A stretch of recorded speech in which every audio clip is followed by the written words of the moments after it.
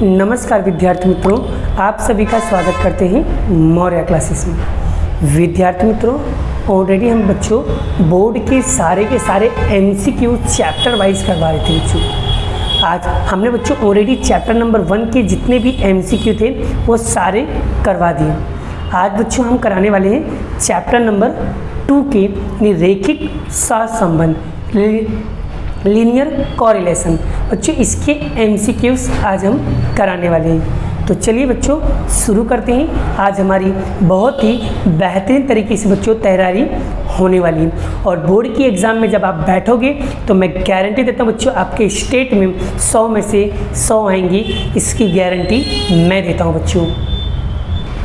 चलिए बच्चों, तो यहाँ पर देखो चैप्टर नंबर 2 पार्ट 2 रैखिक सहसंबंध लीनियर कोरिलेशन, विभाग ए। पहला क्वेश्चन क्या लिखा है बेटा? क्रमांक सहसंबंध की विधि में दो चल के कोटियों के अंतर का योग क्या होगा? मार्च 18 में पूछा गया। तो बच्चों कोटियों के अंतर का योग कितना होगा बच्चों? 0 होगा। ठीक है। यदि r माइनस एक्स वाई बराबर माइनस का 0.5 हो तो r एक्स वाई माइनस का y हो तो मूल्य कितना होगा? बच्चों इसका एक नियम है, वो नियम याद रखना बच्चों।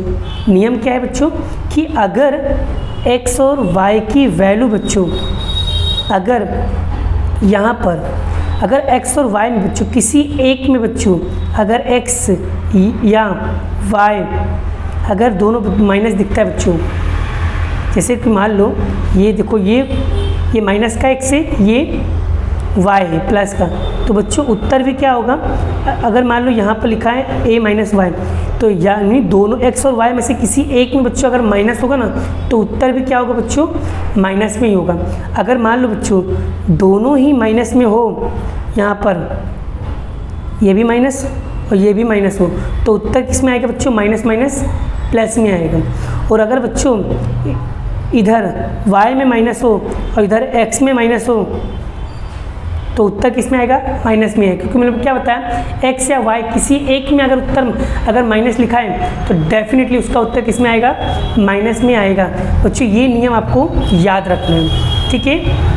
तो यहाँ पर वही लिखा है बच्चों, देखो यहाँ पर x के होगी माइनस है और यहाँ पर y के आगे माइनस है, तो मतलब अगर यहाँ माइनस है बच्चों तो उत्तर भी किस में आएगा?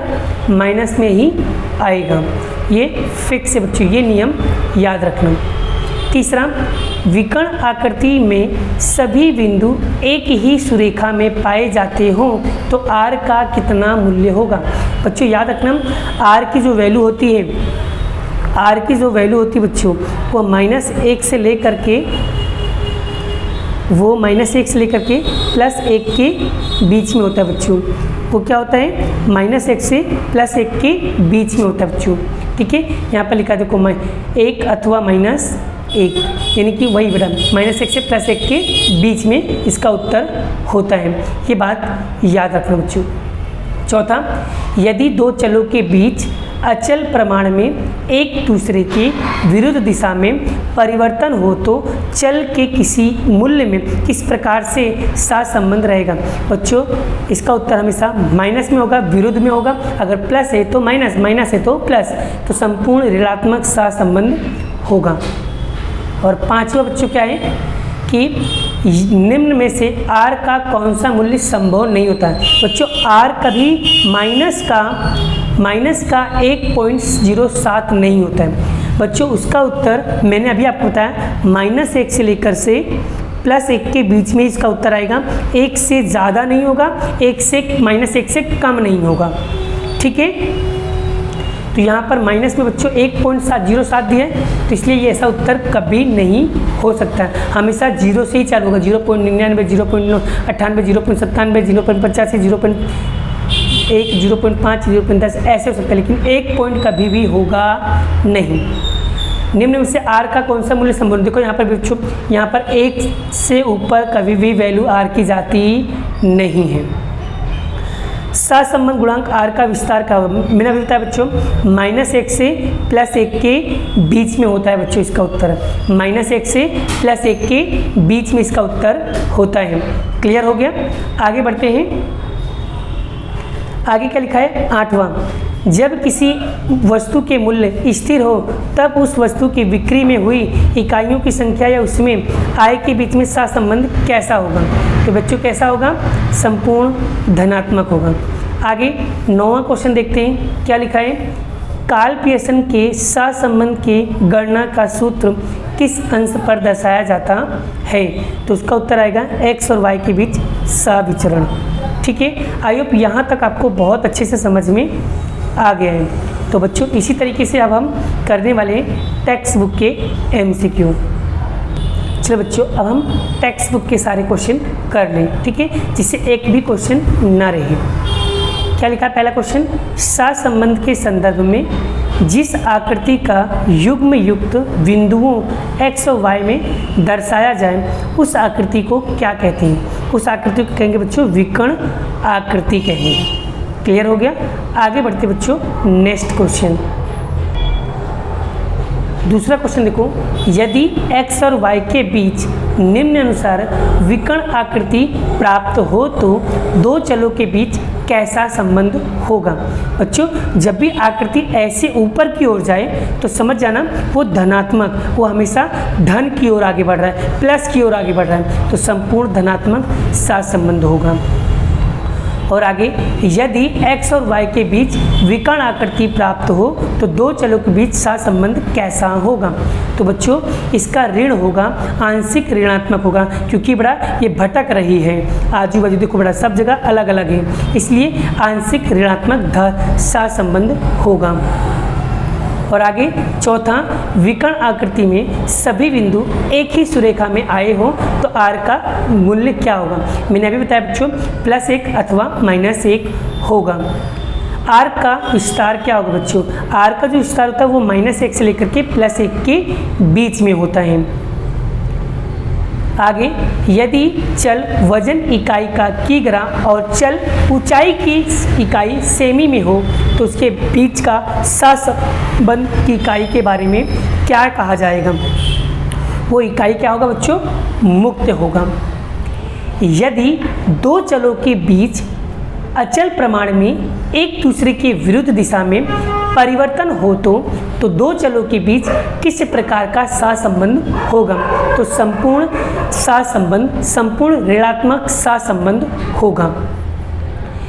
कार्ल पियर्सन के सहसंबंध की गणना के सूत्र का अंश क्या दर्शाता है बच्चों?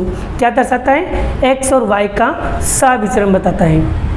निम्न में से कौन सा मूल्य संभव नहीं है? बच्चों प्लस की वैल्यू कभी भी संभव नहीं होता है। क्या लिखा है? माइनस का 1.07, कभी भी 1 के आगे वैल्यू नहीं जाती है r की। आगे बच्चों, यदि u x माइनस ए बटे में सी एक्स बी बराबर y माइनस बी बटे सी वाई हो तो निम्न में से सिद्धांत कौन सा सही है? तो इसका उत्तर आएगा ऑप्शन नंबर सी, क्योंकि ये दोनों क्या होंगे बच्चों? आपस में बराबर, क्योंकि u क्या है बच्चों? x है और v क्या है? y है, इसलिए हम कह सकते हैं x के बराबर में u और y के बराबर में v होता है। एंड 11वां क्वेश्चन क्या है बच्चों? यदि r x y 0.7 है तो x प्लस 0.2 y प्लस 0.2 का मूल्य कितना होगा? कितना होगा बच्चों? 0.7 होगा। कैसे पता चला बच्चों? तो यहाँ पर क्वेश्चन देखो, अभी बच्चों मैंने आपको यहाँ पर एक चीज़ बताया था कि अगर ये दोनों प्लस का है और x और y भी प्लस का है तो उत्तर, अगर ये दोनों प्लस का है तो x और y भी प्लस का है तो मतलब उत्तर कितना आएगा बच्चों? 0.7। 0.2 से हमें कोई मतलब नहीं, x y प्लस मतलब इसका उत्तर भी प्लस में आएगा। ठीक है, तो इसका उत्तर कितना आएगा? 0.7 ही आएगा।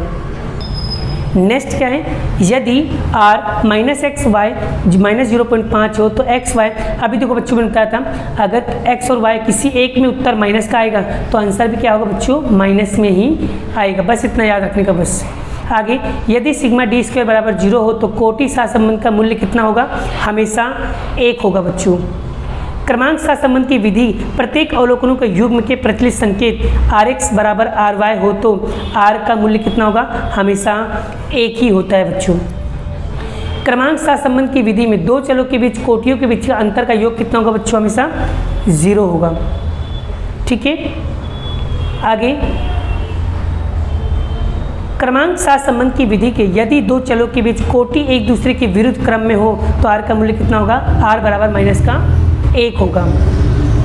आगे बच्चों, क्रमांक सहसंबंध की पुनरावर्तित अवलोकन के लिए अवलोकनों का सिग्मा डी स्क्वायर के लिए कौन सा पद जोड़ा जाएगा। तो बच्चों मैंने आप लोगों को सिखाया था कि अगर संख्या बार बार रिपीट हो रही है, क्या हो रहा है, रिपीट हो रही है, तो उसका उत्तर क्या आएगा बच्चों, उसका उत्तर आएगा option number B is the correct answer. ठीक है, आगे जब किसी वस्तु का मूल्य स्थिर हो तब उस वस्तु की बिक्री हुई इकाइयों की संख्या उसमें होती आय का कैसा सहसंबंध होगा, तो संपूर्ण धनात्मक होगा बच्चों। आप देख सकते हो बच्चों, इस तरीके से बच्चों यहाँ पर मैंने सारे के सारे MCQs कंप्लीट करवा दिए। अब बच्चों जैसे चैप्टर नंबर 1 और चैप्टर नंबर 2 हमारे कंप्लीट हो गए, आप इसे अच्छी तरीके से पढ़ाई करो, अच्छी तरीके से प्रैक्टिस करो, 2-3 बार पढ़ोगे तो डेफिनेटली आपको ये MCQ भी कंप्लीट लर्न हो जाएगा। ठीक है, आने वाले लेक्चर में बच्चों मैं आपको चैप्टर नंबर 3 के MCQs बोर्ड के प्लस टेक्स्ट बुक के दोनों MCQs कराने वाला हूँ। तो अभी के लिए इतना ही, मिलते हैं नेक्स्ट वीडियो में। जय श्री कृष्ण, राधे कृष्ण की जय, जय माता दी दोस्तों।